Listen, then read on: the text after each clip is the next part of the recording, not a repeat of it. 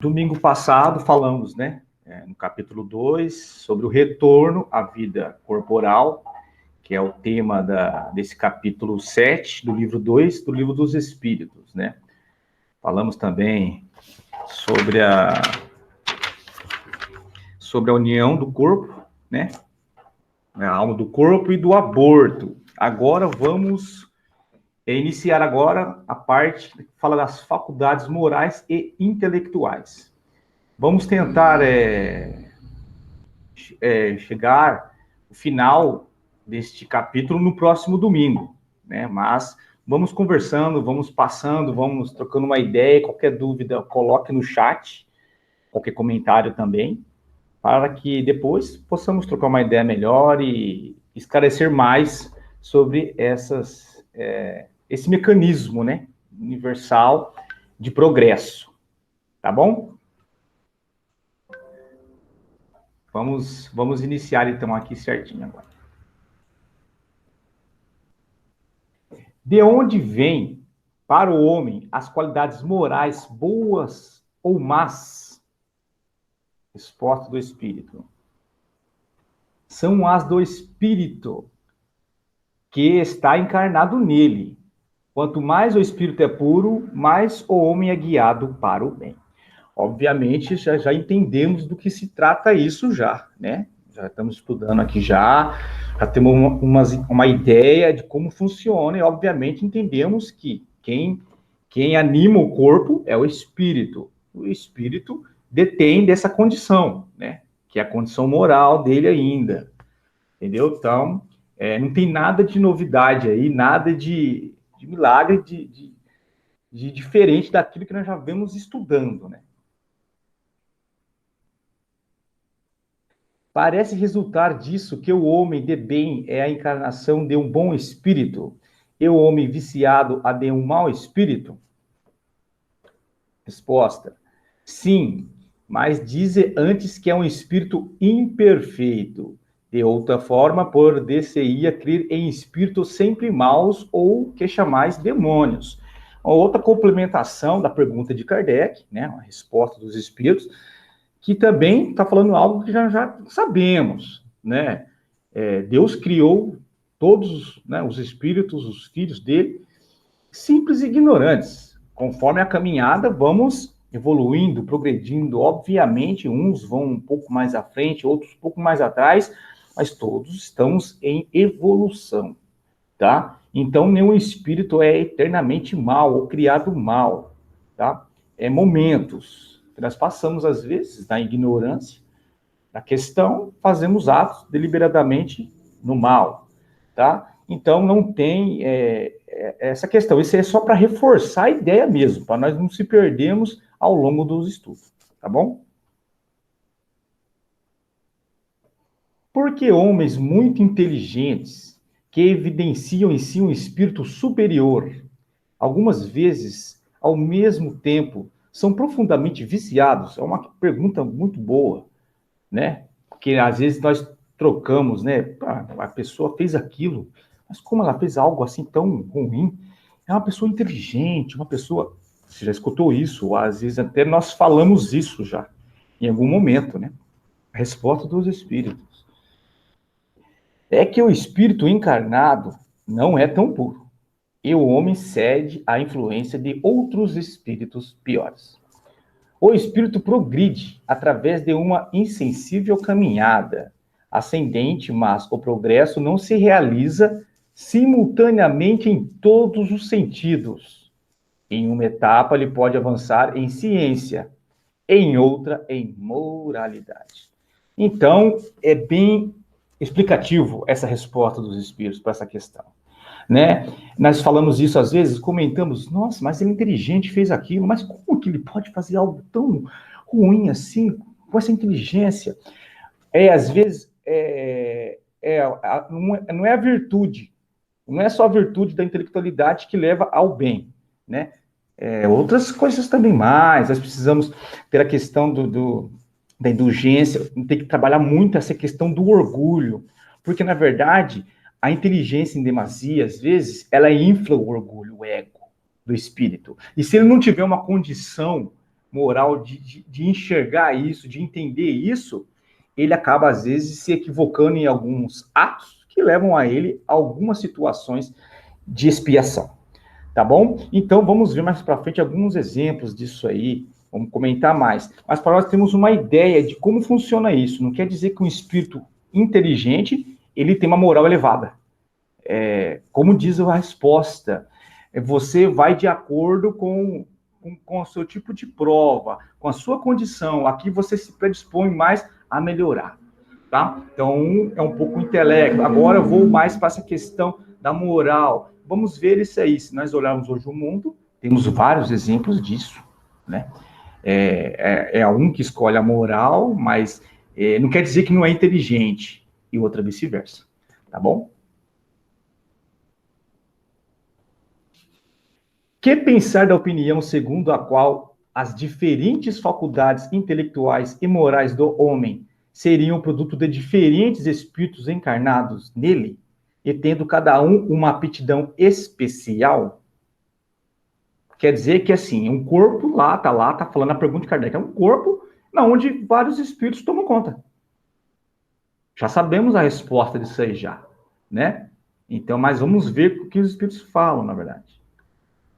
Refletindo, reconhece que é absurda, ponto.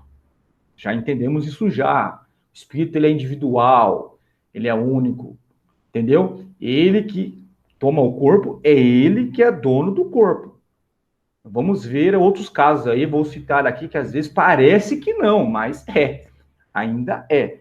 Mas é por causa de outras situações que às vezes parece que ele não tem domínio sobre o corpo ou sobre as atitudes dele, tá? O espírito deve ter todas as aptidões para poder progredir. E é necessário uma vontade única.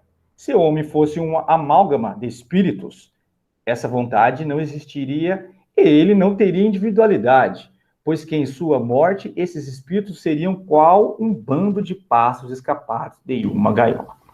Amálgama um monte de espíritos junto ali, um conjunto, um grupo de espíritos, tá? Então, está dizendo aqui que seria isso, certo? Mas a questão, que eu vou um pouco além, qual que é? Aquela assim, mas como é que Alan, mas ele fala, beleza, mas por que eu já vi espírito, às vezes, com personalidades diferentes? Uma hora faz uma coisa, outra hora faz outra, uma hora fala isso, outra hora fala aquilo, outra hora fala diferente, fala assim, fala assim. Aí nós estamos indo para uma questão de influência do espírito, tá? Aqui está falando do corpo, do espírito no corpo. Ele que é dono do corpo. Agora, ele falar diferente tem hora, falar ideias diferentes, desconectas, que você olha até algumas vezes e fala assim, mas essa ideia não é dele. Como é que ele chegou a esse pensamento? Como é que ele chegou a essa atitude? Ele não é ele. Porque nós somos influenciados 24 horas, né? Obviamente, já sabemos disso já. E às vezes parece que não, mas é a realidade, tá? Estamos cercados. Ah, mas nós estamos tão sujeitos a tudo, Alan. Não é sujeito a tudo.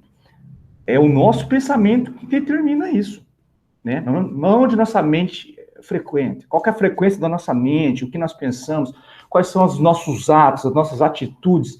Começa aí. Nós somos uma usina geradora. Nós somos ímãs também. Então, nós atraímos também. Então, temos que tomar muito cuidado com a questão do pensamento. Pensamento bom atrai espíritos benevolentes, né? Que querem auxiliar, que querem nos ajudar. Entendeu?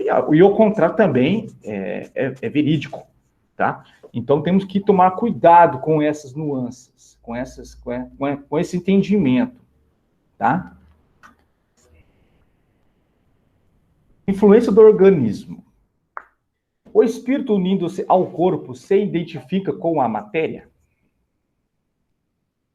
A matéria não é senão um envoltório do espírito, como o vestuário é o envoltório do corpo.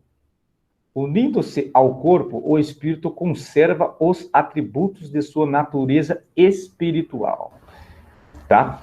Então, quando se une ao corpo e ao espírito, ele tem a personalidade dele. Obviamente, quando você restringe para a matéria, você tem um esquecimento, você restringe toda a capacidade espiritual que você tem no momento ao adentrar a matéria. tá? Então, você esquece, você é como começar do zero, né? E aí sim, você vai, dentro ao mundo material, aos poucos, com o desenvolvimento dos jogos, você vai se adequando e mostrando quem você é aos poucos, mesmo assim com uma restrição muito grande, tá bom? O espírito exerce com toda liberdade suas faculdades depois da sua união com o corpo? Já acabei de responder, é verdade. O exercício das faculdades depende dos órgãos que lhe servem de instrumento. Elas são enfraquecidas pela grosseria da matéria. Então, acabei de dizer agora. Nós conseguimos ainda, obviamente, né? Não nascemos falando, não nascemos pensando, ideias. Não, com o tempo você vai desenvolvendo os órgãos, aí você vai mostrando, aí você fala, né? Aí você enxerga melhor, não, enxerga já enxerga, né? Desculpa. Mas escutar, entendeu? Formar ideias, entendeu? Atos. Então, esse aí é conforme o progresso do corpo também, dos órgãos, certo? Para você poder agir aqui no mundo material. Segundo isso, o envoltório material seria um obstáculo à livre manifestação das faculdades do espírito, como um vidro opaco se opõe à livre emissão da luz? Sim, e muito opaco. Quer dizer o quê? Quer dizer que nós, como espíritos, detenhamos de faculdades, assim, que se falarmos aqui para algum outro aqui, não vai acreditar. Obviamente, né? O escutar, não convido, mas o escutar, o ver, o enxergar, né? O levitar, às vezes, a condição do espírito ainda que já tem a questão de levitar, né? Esse processo parece meio ficção, mas é uma realidade nossa, né? E quando nós adentramos o corpo, né? A veste material, isso restringe tudo aos órgãos. Logicamente, o corpo ele também está evoluindo, né? Conforme nós estamos evoluindo também, estamos saindo agora dessa questão de prova de expiação para regeneração, também o corpo também ele acompanha também essa evolução, obviamente, tudo acompanha, né? Mas mesmo assim ainda tem essa diferença, né? Entre o espírito e o corpo, né? Com o corpo. Ainda muito grande ainda nessa questão do mundo de prova de expiação, tá? O livre exercício das faculdades da alma está subordinada ao desenvolvimento dos órgãos? Os órgãos são os instrumentos de manifestação das faculdades da alma. Essas manifestações se encontram subordinadas ao desenvolvimento e ao grau de perfeição desses mesmos órgãos, como a boa qualidade de um trabalho, a boa qualidade da ferramenta. Então, acabei de dizer agora, né? Se tudo estiver certo, você vai ser normal, como se dizem as pessoas, entre as saudáveis, né? Você goza de todos os sentidos, de todos os órgãos do seu corpo, de alguma maneira. Então, você anda, você fala, você vê, você consegue pensar, você consegue expressar seu pensamento, você consegue fazer, formular ideias. Nem todos são assim. Vamos ver um pouco para frente como é que se trata disso, tá? Pode-se deduzir da influência dos órgãos uma relação entre o desenvolvimento dos órgãos cerebrais e o desenvolvimento das faculdades morais e intelectuais? Não confundais o efeito com a causa. O espírito tem sempre as faculdades que lhe são próprias. Ora, não são os órgãos que dão as faculdades, mas as faculdades que conduzem ao desenvolvimento dos órgãos. O que o espírito está respondendo aí? Não é o órgão, obviamente, nós sabemos que o espírito é eterno, né? O espírito foi criado eterno, né? E estão evoluindo. Então, quem dá essa condição, a vida aos órgãos, é o espírito. Então, se nós temos a fala normal, nós vamos falar. É o espírito que fala pelo corpo, tá? Andar. Então, tudo isso é o espírito que dá, entendeu? Então, não pode confundir. Às vezes as pessoas sempre dizem, mas o órgão que está ruim lá, então ele não vai. Mas ele fala, só que o órgão que não tem condições, naquele momento, de servir para ele falar. Não está em condições para que ele possa falar. Entendeu? Isso aí é uma condição dele naquele momento, naquela vida, naquela encarnação. Entendemos? Assim sendo, a diversidade das aptidões do homem provém unicamente do estado do espírito? Uma boa pergunta, né? Unicamente não é toda a exatidão do fato. As qualidades do espírito, que pode ser mais ou menos avançado, são o princípio, mas é preciso ter em conta a influência da matéria que entrava, mais ou menos o exercício dessas faculdades. Foi como acabei de dizer. Às vezes temos a condição de falar, mas mediante uma prova ou uma expiação, o corpo ou o órgão pode vir com um certo defeito, uma certa anomalia, uma mudança, para que você possa provar aquilo, tá? Passar por aquilo, aquela dificuldade. Não quer dizer que o espírito, que azar, né? Nossa, que coisa, que falta de sorte. Não, é uma prova do espírito, ele tem que passar por aquilo. Se for a reencarnação inteira que seja, se for uma parte dela também, então é assim que funciona, né? Não existe acaso, Deus não joga dados. Entendemos que tem uma razão para isso acontecer. E ela acontece por essa maneira, tá? Idiotismo e loucura. Vamos lá. Tem fundamento a opinião segundo a qual os cretinos e os idiotas têm uma alma de natureza inferior? Vimos que nós vimos anteriormente como é que o corpo é. Interessante a montagem, né? A estrutura que Kardec usou. Porque nós temos que entender como é que funciona a matéria, a relação do corpo, da alma com a matéria, para nós entendermos agora algumas questões para frente, inclusive essa, tá? Então, a resposta dos espíritos. Não, eles não têm uma alma humana. Eles têm uma alma humana, desculpa. Muitas vezes mais inteligente do que pensais, e que sofre a insuficiência dos meios de que dispõe para se comunicar. Do mesmo modo que o mudo sofre a de não poder falar. Acabei de dizer essa questão. E aqui é a resposta também. Tá? Então quer dizer o quê? Mas o espírito não é inferior. Às vezes o espírito lá que está lá entrevado na cama, não consegue falar, não consegue andar, não consegue fazer nada.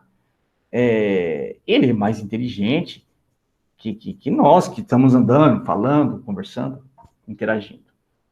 Aí você vai perguntar, mas por que que ele está? É uma outra questão. Ele está nessa situação porque nós sabemos que é uma lei de causa e efeito, tá? Ação e reação.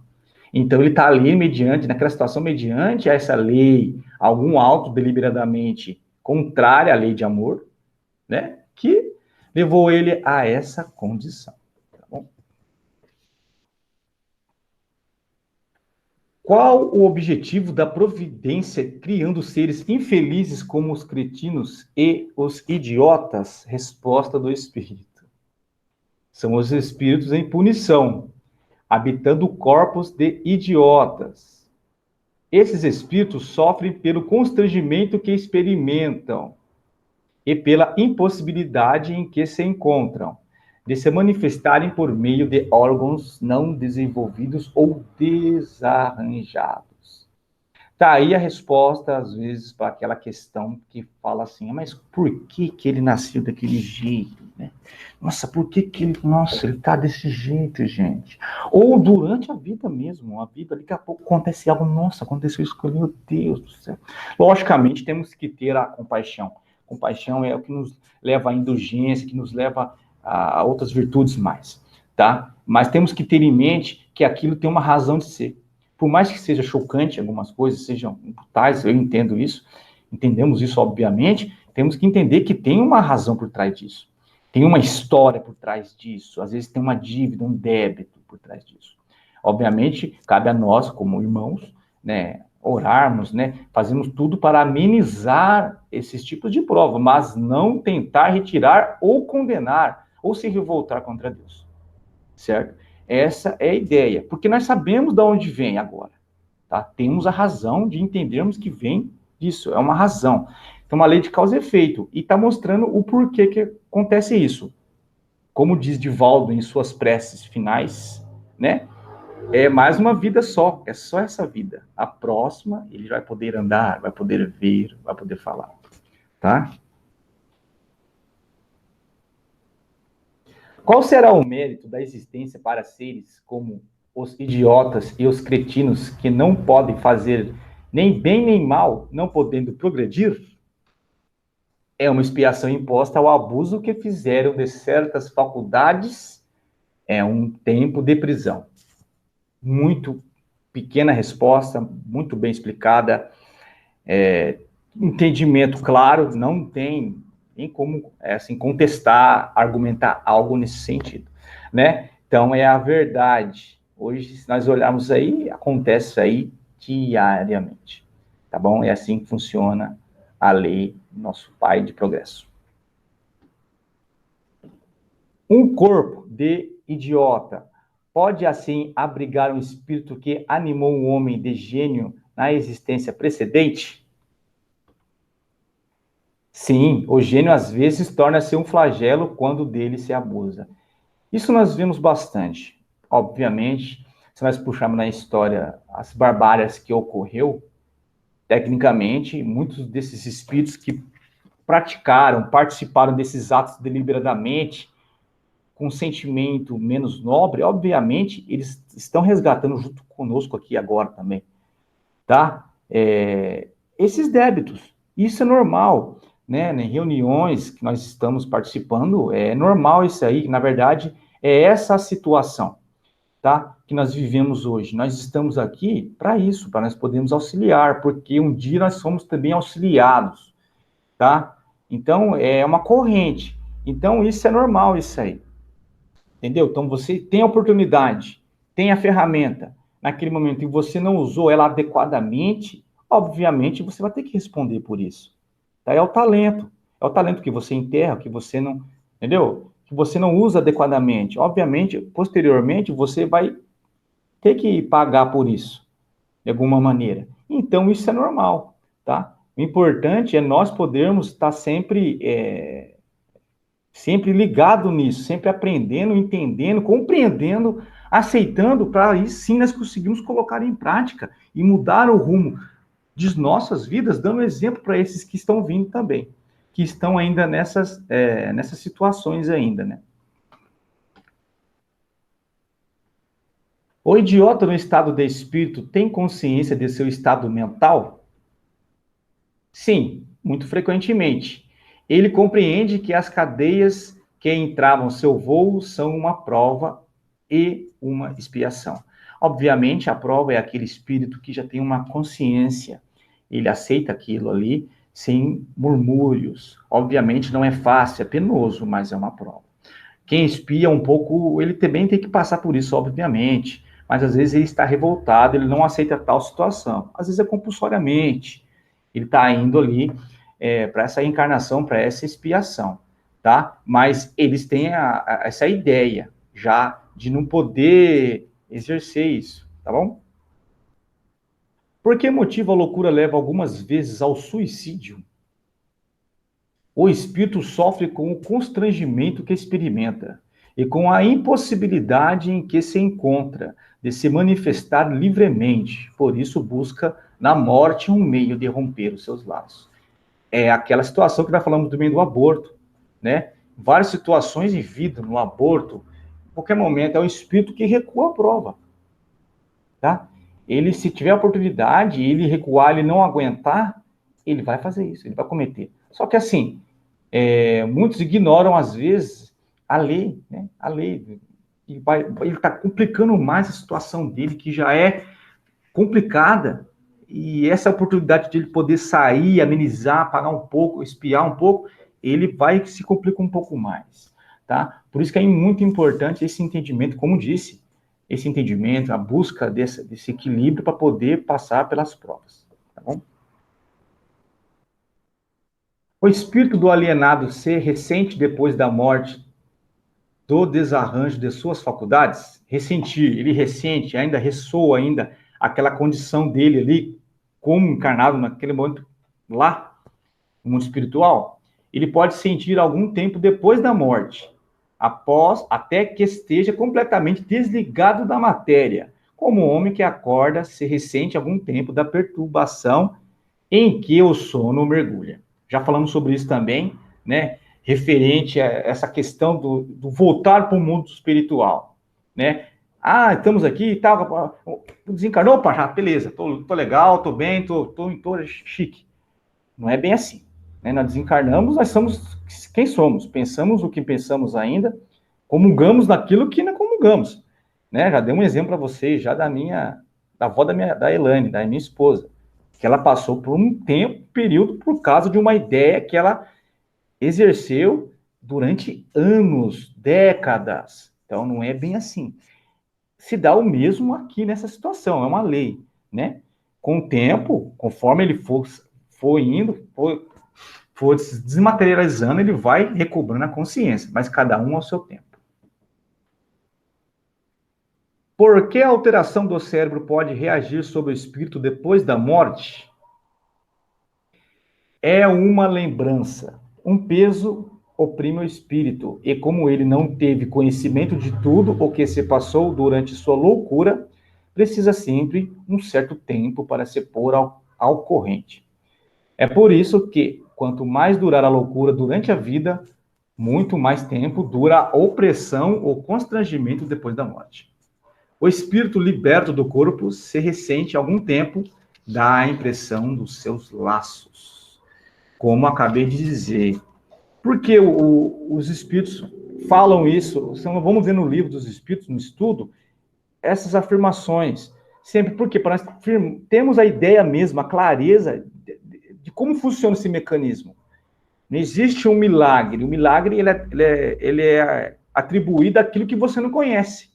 A partir do momento que você conhece como funciona, não tem mais milagre, tá? Então, é assim que funciona o mecanismo, tá bom? Ninguém tem a loucura para sempre, o espírito não fica louco para sempre, não é mal para sempre. É assim que funciona, tá bom? Então, a ideia é essa, tá? Eu fiz um resumo aí, assim, rapidamente, passamos por cima. É muito importante que vocês estudem em casa, obviamente, leem também, e comente aqui depois, traga suas dúvidas aqui para podermos conversar depois também. Tá bom, gente? Paro por aqui, tá? E domingo que vem damos continuidade aí neste capítulo 7 do Livro dos Espíritos. Tá bom? Agora eu passo a palavra para Maiara.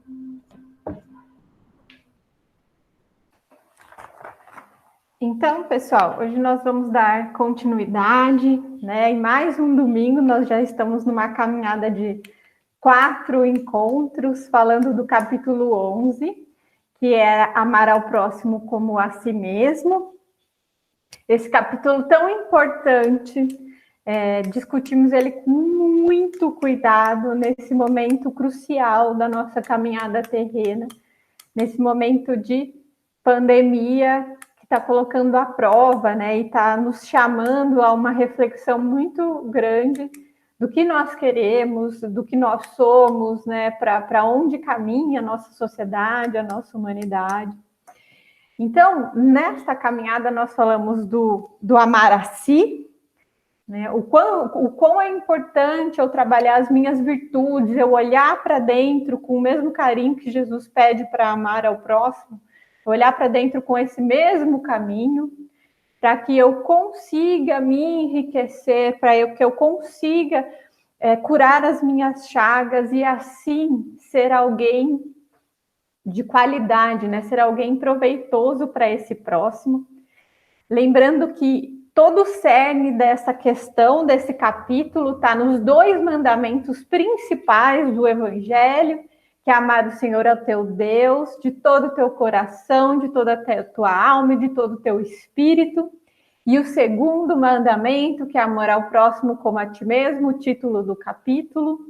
Então, é muito claro quando Jesus nos diz e os textos nos colocam que se nós entendermos, se nós internalizarmos esses 2 mandamentos, nós vamos conseguir aplicar e desenvolver tudo que o Evangelho nos traz, né? Toda essa carga de informações e orientações que o Evangelho nos traz. Então, nesta caminhada, além de falar do amor a si, nós falamos do amar a Deus, né? Quem é esse Deus e como eu faço para amar e adorar esse Deus? O que nós falamos e esclarecemos que o amar a Deus é estender o meu amor para o próximo, é estender o amor para a criação dele. Lembrando de Madre Teresa de Calcutá, que tinha essa mesma dificuldade, né? De quem é esse Deus etéreo, né? Quem é esse Deus distante que eu não consigo alcançar?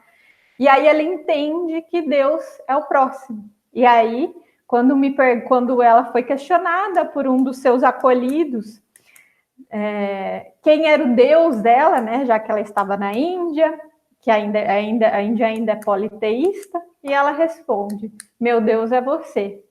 Eu atendendo às suas necessidades, estarei atendendo ao meu Deus. Assim falamos da questão do amar ao próximo, né? Quem é esse próximo? Que nós precisamos transcender a barreira das nossas castas subjetivas, né? Dos nossos familiares, dos nossos amigos, dos nossos colegas de trabalho, da nossa pátria, e fica muito claro que o próximo é a humanidade inteira.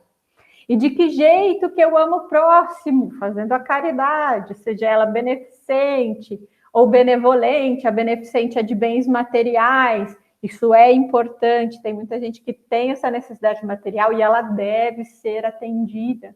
E a benevolente, que é a mais abundante, porém mais difícil, porque ela é dependente da nossa moral depurada, que é a questão da paciência, da indulgência, do perdão. E o parâmetro, que é para fazer para o próximo tudo que nós queremos que faça por nós mesmos. Então, toda vez que eu quiser avaliar se minha caridade está ok, se ela está de acordo, eu preciso aplicar esse parâmetro de Jesus. Então, neste texto também nós trazemos a questão do dai a César o que é de César. Parece um texto meio deslocado no meio dessa questão do mandamento maior, mas não é. Ele traz o senso da coletividade e reforça o quanto é importante nós cumprirmos as leis civis e pagarmos os impostos, mesmo que eles ainda sejam injustos e indevidos. O Evangelho nos traz que até mesmo nós podemos passar dificuldades financeiras, mas que nós devemos cumprir adequadamente com as leis dos homens, que isto é lícito, isso faz parte do amor ao próximo, de eu contribuir por esse coletivo, né? O imposto, lembrando sempre que ele vai para a União e depois ele deveria ser distribuído adequadamente para que nos trouxesse as estruturas de sociedade, né? Uma rua bem asfaltada, né? A questão da iluminação, de água tratada. Então, também é amor ao próximo quando eu cumpro as leis civis. Então, falamos com tanto carinho no nosso encontro passado sobre a lei de amor, né? Esmiuçamos ela ponto a ponto. Então, Deus nos explica, o Evangelho nos explica, aliás, como foi essa evolução espiritual, né? Em que momento nós estamos dessa evolução, que é o desenvolvimento dos sentimentos, e nós estamos sendo chamados a nos libertar só da sensação pura, que é o que causa, né, muitos desvaneios. Explica qual é a questão da reencarnação neste processo, que ela vem justamente para essa segunda chance do Pai, para que nós consigamos evoluir e termos novas experiências, esse tempo, entender que Deus nos ofereceu um processo evolutivo, não um milagre instantâneo. Lembrando, e sempre vamos guardar no nosso coração, que o espírito, essa frase é o que está no texto, que o espírito precisa ser cultivado como um campo. Então, eu preciso arar cada parte dele com muito carinho, colocar sementes, regar. Isso demora muito tempo para frutificar, que nós precisamos olhar com este cuidado e com esta calma para nós. Então, de novo, ele reforça que o limite do próximo não é nossas castas, e sim a humanidade inteira, e que toda pessoa que, por mais que ela seja má, que ela seja cruel, ela não é estéril ao amor do Pai, que é um ímã que ela não pode resistir. e que para nós cultivarmos o amor à nossa volta, a gente precisa amar. É o amor que fecunda, é o amor que vai trazer nesse processo da lei de causa e efeito o amor de volta para mim também. E hoje nós vamos falar dessa questão do egoísmo, né? Muito importante. E vamos trazer o primeiro destaque do texto. Eu vou retomar, eu falei um pouco, né, na semana passada, mas eu vou retomar para a gente construir a nossa lógica de raciocínio.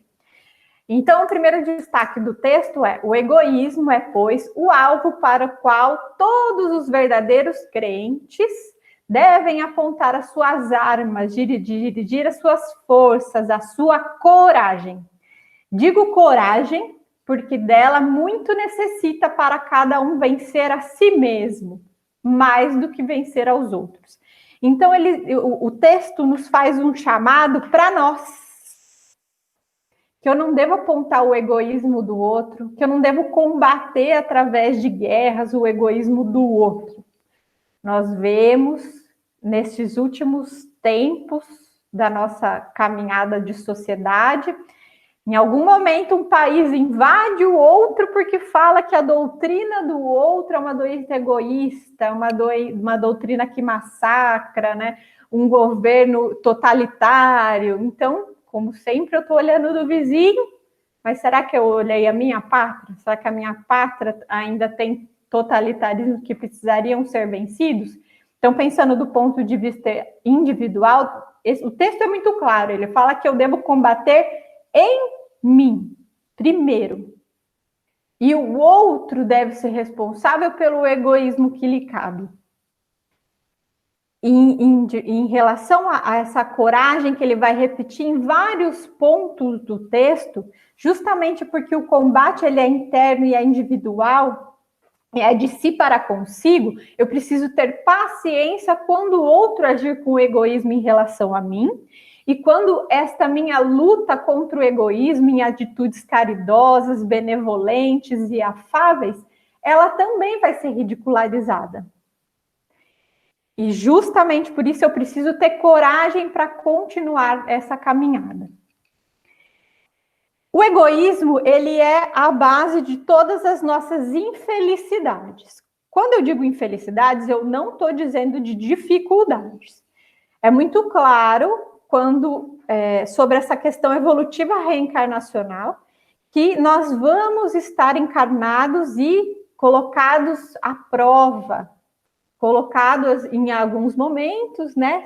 Se eu realmente infringir de forma muito delituosa a lei de amor e a lei de Deus, eu vou expiar as minhas faltas. Então, isso vai acontecer, nós vamos ter dificuldades nessa vida terrena. Porém, eu vou ser infeliz se eu não conseguir olhá-las para elas de um outro prisma, né? Não o prisma do sofrimento, que é carregado do egoísmo, e sim o prisma do aprendizado. Lembra lá atrás que nós conversamos sobre essa questão? Quando eu falo do amar a si. Eu ressignificar as minhas lutas. Então, todas as minhas infelicidades, elas estão pautadas no egoísmo. Lembra que a gente falou disso? Quando eu construo N exigências na minha vida. Eu só almoço e janto se tiver determinados alimentos na minha mesa. Eu só vou amar o fulano se ele me trazer rosas todos os dias. Eu vou só ser benevolente com alguém do meu trabalho se ele cumprir as regras que eu coloquei sem transpor nada. Então, todo momento nós colocamos barreiras de egoísmo na nossa vida. Barreiras que são infantis, porque é tudo relacionado ao outro e sai muito do cerne da questão. E que, obviamente, nós vamos sentir frustrados. Então, justamente por isso, nós precisamos olhar as nossas infelicidades, e não nas dificuldades da nossa vida, as nossas infelicidades, o que causa revolta, e olhar para elas onde está a raiz do egoísmo dentro delas. Aí sim eu vou conseguir trazer um pouco mais de afago na minha vida.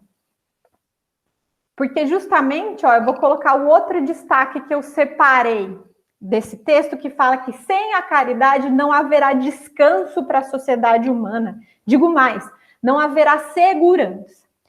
Então, todo esse clima que nós vivemos agora, de sociedade, vamos lembrar do clima profissional, não tem nenhum profissional que fale bem do profissional da mesma categoria.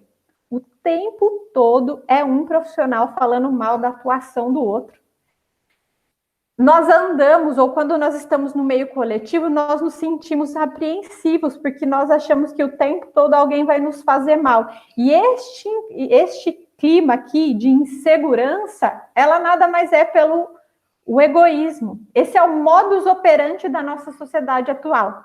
O modo egoísta. É por isso que o tempo todo nós estamos nos sentindo fadigados, nós estamos nos sentindo cansados, extenuados, porque o nosso sistema de alerta, que é fisiológico, que é o sistema de estresse, ele está ligado o tempo todo em relação a esse modus operandi egoísta da nossa sociedade, porque o tempo todo eu fui levado a crer, eu falei da educação das crianças, que nós precisamos rever com muito carinho, levado a crer que o outro vai me passar para trás, que o outro a qualquer momento puxa o meu tapete, que eu preciso ser melhor do que todos, senão alguém vai me fazer mal.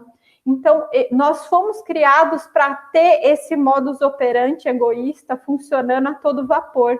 E isso vai criar muitas dificuldades na nossa vida.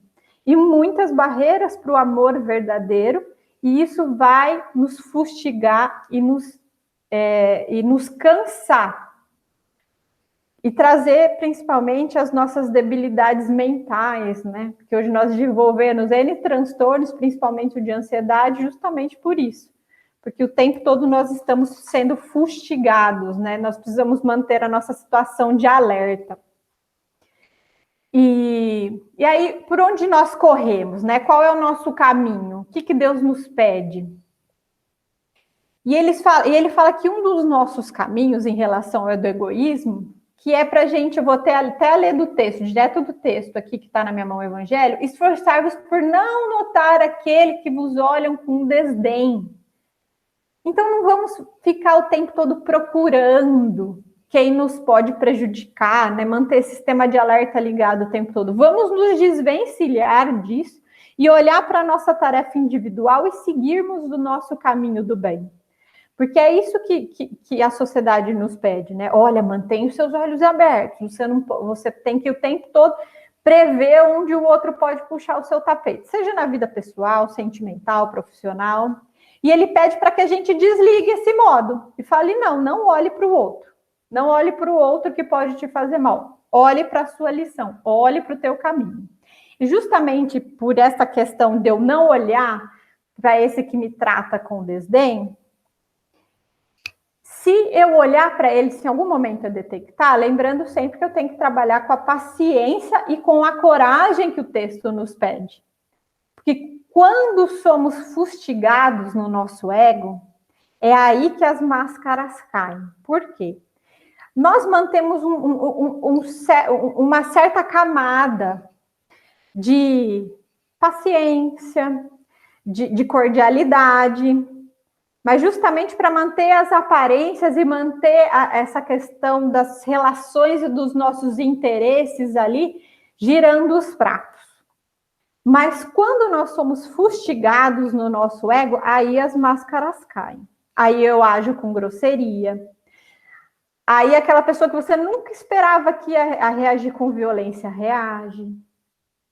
Aí que vem a reação. É isso que nós estamos no processo evolutivo, que nós precisamos abandonar. Lógico que com muita dificuldade, respeitando o processo evolutivo, que é essa questão das sensações. Eu sinto o meu ego convalido e eu vou direto para a reação, que normalmente é de violência e de agressividade. Seja verbal ou, em casos críticos, quando eu sou agressivo do ponto de vista físico. Mas Deus também nos traz outras oportunidades, que nem essa do irmão. Quando isso acontecer comigo, eu ser apontado pelo meu irmão e eu reagir deste jeito, é um alerta. É um alerta de que raízes do egoísmo estão dentro de mim ainda e eu preciso olhar para isso com carinho. com carinho, e não com purgação e punição, que é a escola que nós estamos vindo, de que tudo que eu faço errado, tudo que o outro faz errado, eu preciso punir, eu preciso purgar. Eu olho para mim com carinho, olha, eu reagi, não foi adequado. Então eu vou lá para o outro, peço perdão. Eu olho para mim e falo, olha, eu não estava preparada. Vou refletir nessa situação para que na próxima eu haja de forma condizente com o evangelho. E uma outra oportunidade é quando Deus nos bate, a prova, quando ele nos tira alguma questão material, né? Como nós perdemos, seja alguma posição social, seja bens materiais ou alguém muito importante na nossa vida. Isso é quando Deus vem bater direto no nosso ego. Ele vem tirar os alicerces do quais ainda nós olhamos para aquilo ou para aquele alguém com egoísmo e com posse. E aí Deus nos tira. Porque aí isso vem direto no nosso ego. E aí que, quando nós estamos nessa situação, que nós ficamos tristes, vulneráveis e sensíveis, é aí que Deus consegue permear, porque é aí que nós normalmente vamos a Ele, né? Pedimos socorro. É aí que ele consegue permear e trabalhar toda essa questão do egoísmo. Talvez, né? Se nós estivermos abertos a essa transformação. Então, toda vez que eu tenho uma prova importante, que eu perco alguém, alguma posição, alguma questão material, é Deus pedindo para eu trabalhar a questão do ego e do egoísmo. Estejamos atentos, né? E atentos à lição e dispostos a ela, porque não é fácil. Não é fácil. Normalmente nós nos sentimos castigados, né? Vamos ressignificar? É oportunidade, não é castigo. E como que nós fazemos para transformar tudo isso? Está na questão 907 do Livro dos Espíritos, quando ele fala que nós não vamos conseguir mudar esse cenário egoísta, esse modus operandi da nossa sociedade, se nós não formos no cerne e na raiz do egoísmo. Como que eu transformo? Ele é sucinto. Ele fala, pela educação. Nós, né, que estamos numa idade que já estamos formados, somos adultos, nós temos que reeducar. E as nossas crianças e nossos adolescentes, nós temos que educar de forma diferente. E nós nos reeducarmos. E aí ele fala que esta educação não é a que tem de fazer homens instruídos. Olha o que está sendo valorizado. Aquele adolescente que passa na medicina aos 17, né, que se forma aos 23 com honras, mas aí ele chega no local de trabalho dele, ele não consegue lidar com as pessoas, ele não consegue ter compaixão por aquele paciente. Ou qualquer outra profissão, eu disse essa, mas que tem um líder direto com o próximo, mas pode ser qualquer profissão que lide com o outro. E aí, justamente por isso, por essa reeducação, ele fala que o que leva à perturbação de todas as nossas relações pessoais, que provoca as nossas discordâncias, que destrói a confiança, né? E que nos mantém constantemente nesta posição de defesa com o vizinho, é esse egoísmo. Então, a gente precisa reeducar. Nós temos que olhar além da nossa intelectualidade, da inteligência. Nós precisamos dedicar-nos à nossa evolução moral, à construção moral de homens de bem, e não só super inteligentes. E assim, nós vamos entrar nessa questão da fé e caridade. A caridade sem a fé não basta para manter os homens, uma ordem social capaz de tornarmos felizes, ó. Somente a fé pode inspirá-la, porquanto ela dá-se por carregar com coragem, olha a coragem aí de novo, e perseverança a cruz da vida terrena. Isso quer dizer, o texto nos quer dizer, é que nós precisamos de coragem para transformar nossas relações, para transformar a nossa visão viciada pelo egoísmo, de como construir essas relações. Para todas as vezes que a gente tentar combater o egoísmo no nosso entorno, que nós fomos apontados e nós vamos ser apontados, né? De estarmos indo contra o modus operandi, né? Ah, não, mas isso... E ouçam isso, vocês vão ouvir muito isso. Se a gente realmente for contra o egoísmo, vocês vão ouvir, você está tentando ter uma visão utópica. Nunca vai acontecer. Não é assim que funciona. Então, por isso que ele fala que eu preciso trabalhar na caridade, só que eu preciso ter fé de saber que toda essa construção que me foi prometida, que é reforçada N vezes no texto, que nós precisamos nos esforçar, que ela vai se cumprir, que esse dia vai chegar. Então, a caridade sem a fé, ela esmorece. Ela, com o tempo, ela vai sendo enfraquecida e vai perdendo o sentido. Então, ela precisa da fé. E aí ele coloca que Deus nos criou para sermos felizes na eternidade, entretanto, a vida terrestre tem que servir exclusivamente ao aperfeiçoamento moral, que complementa um pouco a questão que a Célia até trouxe ali no nosso questionário, já inicia a discussão. Para que lado que nós estamos dedicando o nosso tempo? É só para a construção das minhas questões materiais? Dos meus bens, da minha escalada social, ou eu realmente divido meu tempo adequadamente e olho com a mesma dedicação que eu preciso para minhas questões intelectuais e profissionais, para meu aperfeiçoamento moral, para minha proximidade com o Evangelho. Então, olha o objetivo, ele muda totalmente. O objetivo da nossa vida terrena, da nossa passagem para a Terra, é o aperfeiçoamento moral. E não status social e bens materiais. Lógico que isso é necessário e faz parte da nossa estrutura atual, social. Mas não deve ser o cerne da nossa vida. A felicidade se acha destinada ao homem neste mundo. Olha lá, Deus não está dizendo para a gente, o Evangelho não está trazendo para a gente que aqui isso vai ser um calvário o tempo todo. Que o tempo todo eu vou estar triste, sofrida.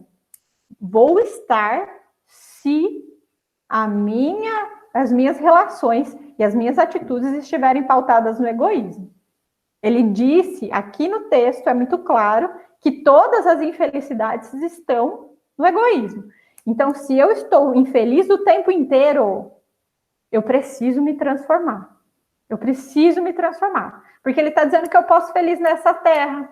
Só que se eu olhar só para os gozos materiais, não olhar só para os gozos materiais, e sim no bem. Gente, os gozos materiais, eles logo se esvaem, eles não nos preenchem.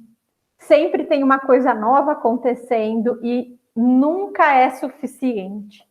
Mas o bem pode ser deste tamanho, ele preenche o nosso ser por completo. Preenche aquele dia, ele transforma aquele dia que podia ser um dia desastroso do ponto de vista de felicidade, ele, um pontinho de bem, um sorriso do outro para conosco ou vice-versa, transforma o nosso dia. Então, se nós pautarmos a nossa vida neste bem, no aperfeiçoamento moral, Deus está falando que nós vamos ser felizes nesta terra. Nós vamos nos espiritualizar ainda encarnados. E olha que delícia! E para terminar, nós temos essa questão da caridade para com os criminosos. E eu vou ler 2 textos na íntegra, porque eu falo que o Evangelho, ele é sem mimimi. Ele traz a mensagem que ele precisa dar diretamente. Então, às vezes, quando eu ouço, o Espiritismo não é para quem quer, é para quem está preparado, é justamente por isso, porque não tem meias palavras, não tem interpretações, é muito claro os textos. Então, ele não deixa dúvidas. Então, a questão da caridade com nossos criminosos, ele fala, considerais que sois mais repreensíveis, mais culpados do que aqueles a quem negardes perdão e comiseração. Pois, a mais das vezes, eles não conhecem a Deus como vós conheceis, e muito menos será pedido do que a vós.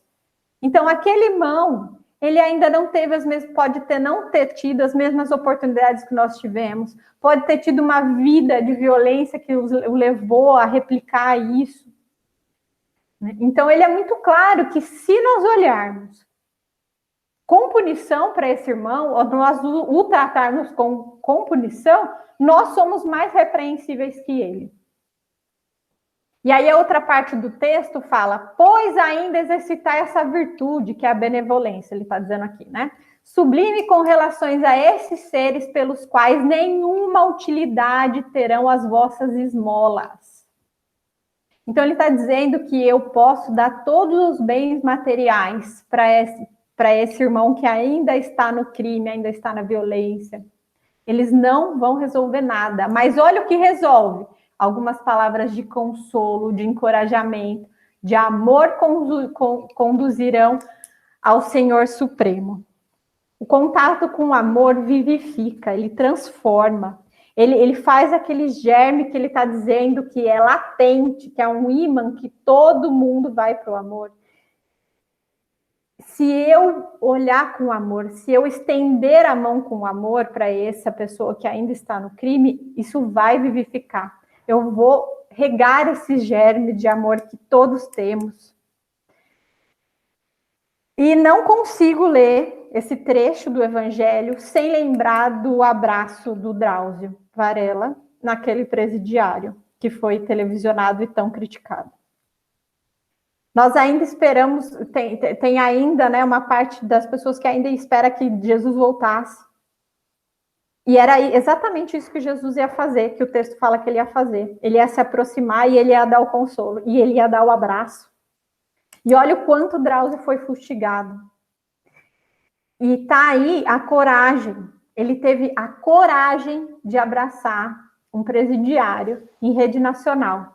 Ele teve a coragem de mostrar esse gesto de amor e benevolência.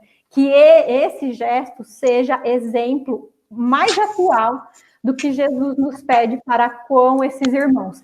Que só estão aqui, nesse estágio evolutivo, para nos servir de lição, de oportunidade. Olha só, eles são oportunidade para nós. Se nós estivéssemos todos no mesmo nível evolutivo, ninguém evoluiria. Então, o Pai nos oferta com a vida desses irmãos para que nós consigamos desenvolver nossas virtudes. Então, transformemos o olhar para quem ainda está no crime. Pessoal, obrigada. Eu encerro esse capítulo por hoje. Foi um capítulo que transforma. Toda vez que a gente estiver muito mergulhado em tristeza, esse capítulo transforma, releia ele todas as vezes que forem necessárias. E obrigada para todos que estiverem presentes no dia de hoje. Eu vou pedir a gentileza que um dos nossos irmãos faça a nossa primeira oração de finalização deste momento, para a gente abrir para as discussões. Muito obrigada.